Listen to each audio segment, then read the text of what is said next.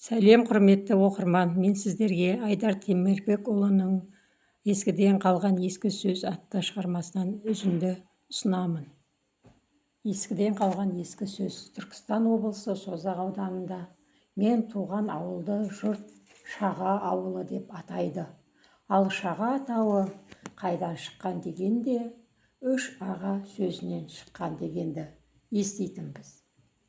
Ертеректе жаңа қоныс іздеген Атқара, Бүркітті, Бөкенбай атты ағайынды үш жігіт осы Қаратау қойнауына қоныстанып, кейін бұл мекен құтты қонысқа айналған екен. Уақыт өте айнала жұртқа беделі артқан бұл үш жігіттің қонысын халық үш ағаның ауылы деп атап кеткен деседі. Жылдар өте үш аға сөзі ықшамдалып, тілдік өзгеріске ұшырап Шаға болып кеткен. Қоңыраттың Маңғытай атасынан тараған осы ағайынды үш жігіттің ұрпағы бүгінде өсіп-өніп іргелі елге айналдық деп отыратын қариялар. Ол уақыттың қариялары әңгімені жақсы айтушы еді. Ет желініп, бата қайрылған соң, түн ортасы ауғанша ұзын сонар әңгімеге кірісетін. Бірінің сөзі бірі бөлмейді, кезекпен кезек жалғастырып, іліп алып айта береді. Әңгіме арасында «Пақ шіркін-ай, ой пәләй, беу десейші» десіп айтушыға дем берісіп отырады. Осындай әңгіме қызған шақты біз де күтіп жүреміз. Әкеміздің маңайынан ыңғайлы бір орын тауып, жата қалушы, тыңдаушы едік. Әкемнің еңбектен күстенген алақаны басымнан бір сипап өтеді. Оның өзі бір ғанибет, қандай рахат десеңізші. Әрі қарай әңгіменің буына балқып, бір шытырман қиял әлеміне кіріп бара жатқандай сезінетінмін. Осынау сағынышқа толы сағым жылдардан қалған естеліктей болып, үзік-үзік әңгімелер еске түседі кейде. Мына Қаратаудың күнгей жақ бетінде Сатыбалды деген шабандоз жігіт болған деседі. Кедейліктен тауқымет көрген балаң жігіт тақымы толып мінетін бір атқа жарымай жүреді. Байдың жылқысын бағатын Сатыбалдының көзі арқары бір қара алаяқ айғырға түседі. Көреді де есілдерді соған ауады ғой. Бай жылқысын тегін берген бе, басына 5 айғыр, үстіне қос өгізіңді қоса бересің деп кесіп айтады. Қос өгіз соқаға жиетін 2 үлкен өгіз. Күні қарап отырған қос өгізі мен жалғыз атын әкесі бермейді. Байғұс әке баладан мал аямайды-ау, әттең, қу жоқшылық қол байлайды да. Қаралаяқ атқа қолы жетпесін білген Сатыбалды ас судан қалып етпеттеп жатып алады. Мұны естіген баланың нағашысы іздеп келеді. Еңсегердей жиеннің етпеттеп жатқанын көрген балуан шыдай алмай баланың әкесіне: «Шырағым, әр қазақ жиеніне бір бәсіре тай, 40 серкеш қарыз деген. Жасым болса келіп қалды, мойныма қарыз болмасын, мен жалғыз атымды берейін.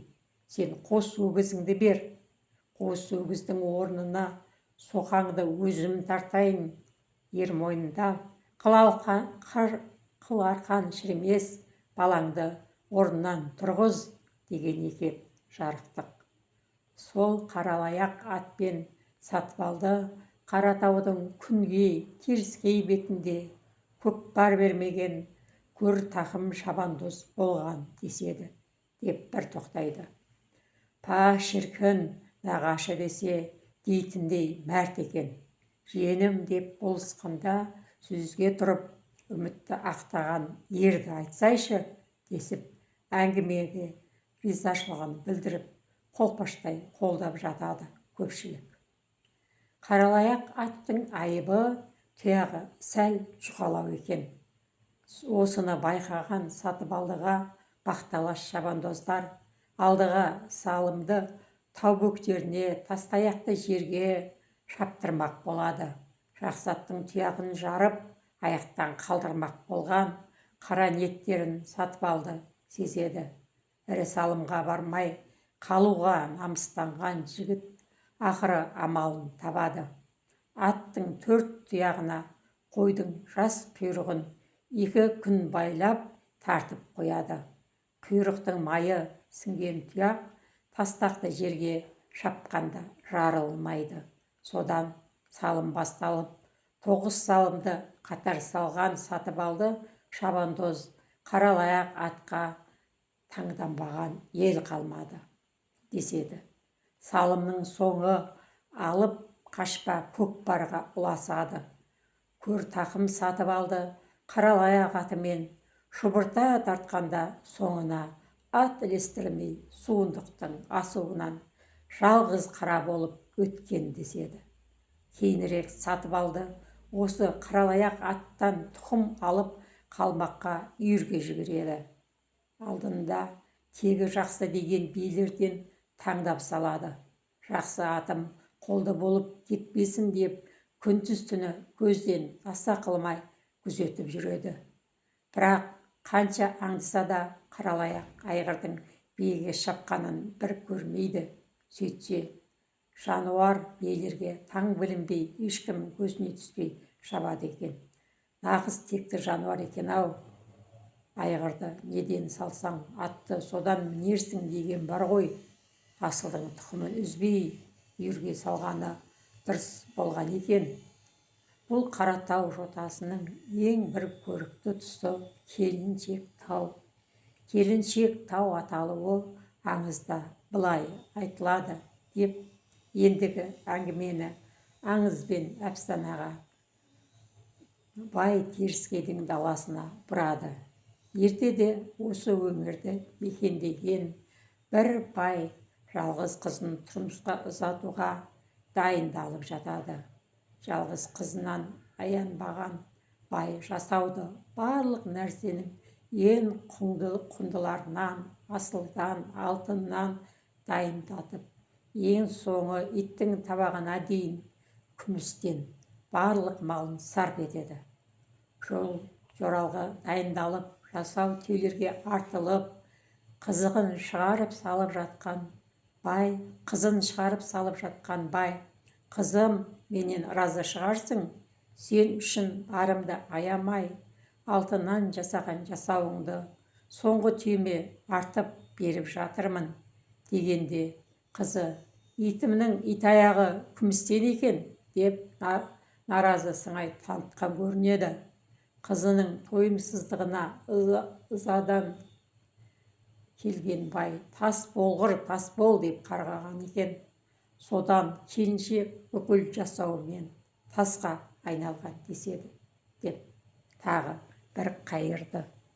Құрметті оқырман, осы оқиғаның жалғасын тыңдағыларыңыз келсе, менің арнама тіркеліп, қолдау білдіріп, пікір жазып кетулеріңізді сұранамын.